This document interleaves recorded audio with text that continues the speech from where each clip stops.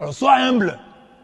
Tu n'es pas innocent parce que tu n'as pas de péché sexuel. Et il y a des gens dans la vie qui ne pêchent pas sexuellement, pas par conviction, mais par manque d'occasion. Il y a des gens qui se disent, oh, est-ce que vous m'avez déjà entendu, moi, faire ceci? Mais tu n'es pas beau et tu n'es pas belle. Tu as moins de tentations que les gens qui sont beaux. Alors tais-toi.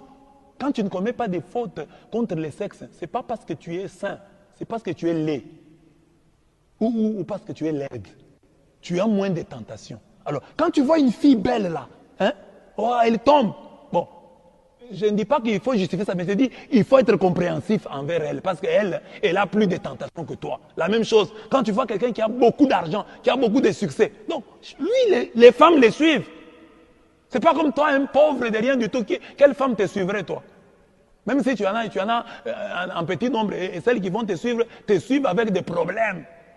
Il peut être aimé par une femme ministre.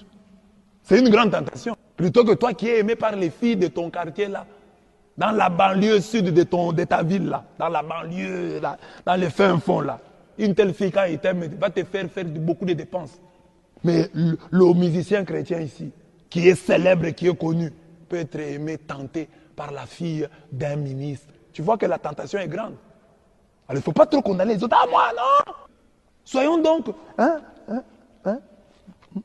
honnêtes quand nous devons juger les autres. Non, nous pouvons être saints par manque d'occasion et non par conviction. C'est ainsi que j'ai dit que tu n'es pas saint, tu n'es pas sainte. Tu manques seulement des occasions de péché. Attends, quand tu auras, tu seras beau comme Absalom.